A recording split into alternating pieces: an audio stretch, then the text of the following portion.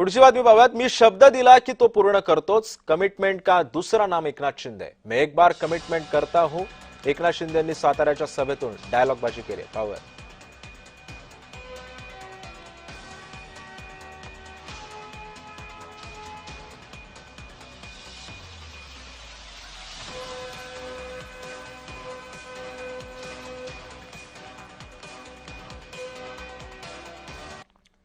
जर तुम्ही लोकलला प्रवास करणार असाल तर ही बातमी चुकवू नका, कारण आजही मध्य रेल्वेची वाहतूक विस्कळीत आहे। मध्य रेल्वे स्थानकावरती प्रवाशांची मोठी गर्दी झालेली आहे। दिवा स्थानकामध्ये तोबा गर्दी झाली आहे। प्रवाशांचे हाल झालेत। मध्य रेल्वेच्या ढिसाळ कारभाराचा परिणाम सध्या प्रवाशांना सहन करावा लागतोय।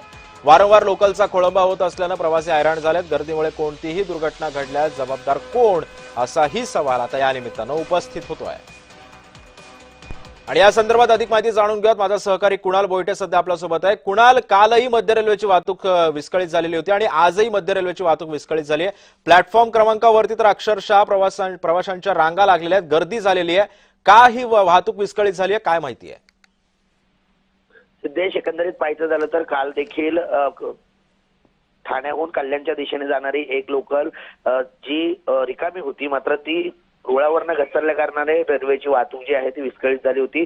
मात्र आठवड्याच्या दुसऱ्याच दिवशी आज पुन्हा रेल्वेचे वेळापत्रक जे आहे ते कोलमडलेलं पाहायला मिळतंय। अशाच प्रकारे रेल्वेचा अनेक वेळा ढिसाळ कारभार जो आहे तो समोर येताना पाहायला मिळतोय, कारण चाकरमान्यांचे याच्यामध्ये हाल होतात, त्यांचं वेळापत्रक देखील कोलमडतं आणि म्हणूनच या अशा रेल्वे स्थानकांवरती मोठ्या प्रमाणात गर्दी जी आहे ती झालेली पाहायला मिळते। आज सुद्धा वेळापत्रक कोलमडलेलं आहे। तब्बल 25 ते 30 मिनिटं लोकल उशिरा आहेत आणि यामुळेच नागरिकांची, प्रवाशांची मोठ्या प्रमाणात गर्दी या प्लॅटफॉर्मवरती दिसून येते। त्यामुळे वेळापत्रक केव्हा सुधारतंय आणि गर्दी केव्हा ओसरते हे पाहणं महत्त्वाचं असणार आहे। नक्कीच।